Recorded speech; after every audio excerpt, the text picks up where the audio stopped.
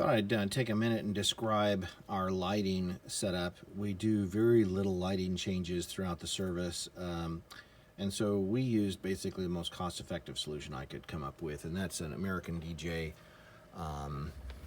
My DMX 3. We went ahead and went with a rack-mounted sort of rack, which has power all the time.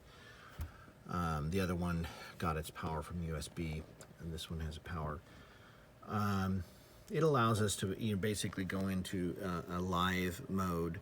Once we've edited and or created the scenes, we can enter live mode, which allows our volunteers basically to select one scene in each category. And so, for instance, each category, you can see kind of the little triangle there is all the triangles, the yellow triangles, I guess, are all in one category. It's called house lighting. If you engage basically another house category, let's say house 60, house 60 will start engaging for about 10 seconds, and at the same time, whatever scene that you had before starts disengaging, and it basically engages the new lighting scene, and house lights did come up. That allows us basically to use, either touchscreen or mouse, and then you say, what's happening on the stage? Right now, we could go from entry sort of lighting to some sort of, worship sort of lighting. And it would take right now 10 seconds for it to engage. Each of those can be changed. But, it would change basically our stage lighting. And we have scenes, which I call the -4, which is 4 people on the front line. And then we have the -3s, which is 3 people on the front line.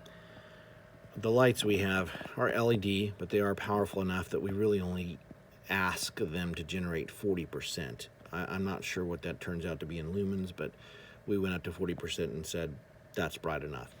And so we created a 40%, a 30, and a 20% based on intimacy level, really. So we start off at 40, and then, the quieter the song or the more intimate moment, we might go down to 30 or even 20.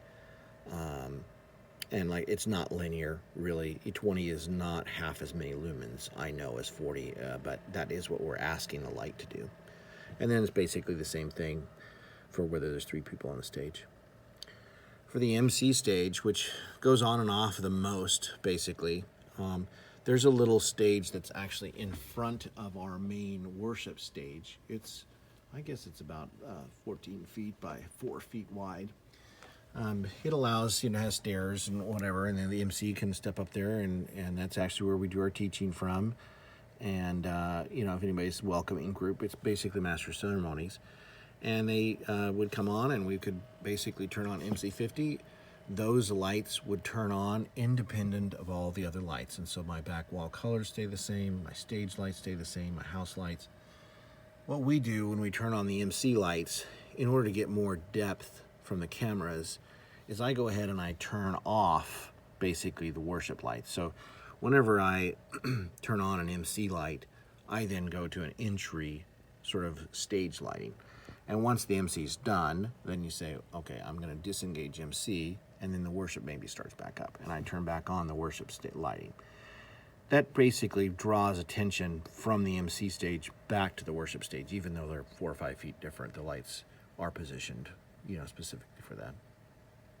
We do have control of our back wall. It's those LED strips, and all I'm asking is for basically a red, green, blue sort of combination, and we created colors that we call orange or dark orange or white or whatever it is.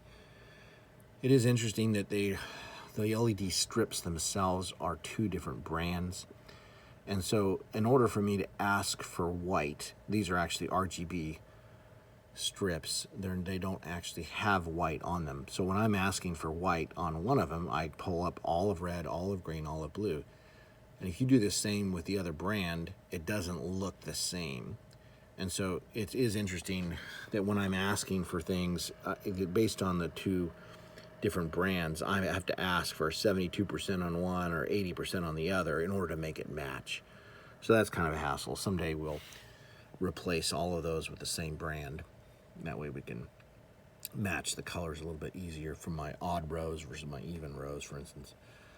I have some miscellaneous sort of lighting scenes over here. If they're down off the floor, not on the MC, I have just a few lights that are down on the floor, on my hazer, and just various different lights around that I have just in a miscellaneous area. We've got some side lights that are over on the side of the stage that are on top of our back wall sort of lights, and then multi-scenes and moving heads, things like that. We don't really do, like I say, a lot of changes. We do house lights up and down based on intimacy level. We do MC on and off. We would rarely change even the color of the back wall, because sometimes we just choose the back wall color based on the day, based on whether it's spring or summer or fall, or whether there's Pastor Ashley or Pastor Tyler teaching. So it's not a lot of haze going on and gobos and things like that, certainly not on a Sunday. And so that's the simple aspect of it. It does actually show when I select on different scenes, you can see the sliders down here slowly move. Let's see, yep, there's that one right there. As I clicked on the house, you know, slider number 12 is changing because channel 12 on the DMX is controlling the house lights. Sometime I'll show basically our lighting map, and you know, we had to assign the fixtures all different numbers and things. The person who actually does the editing, you know, has a much harder job, because when I say turn on the electric guitar light a little bit more, they have to find what fixture number that is.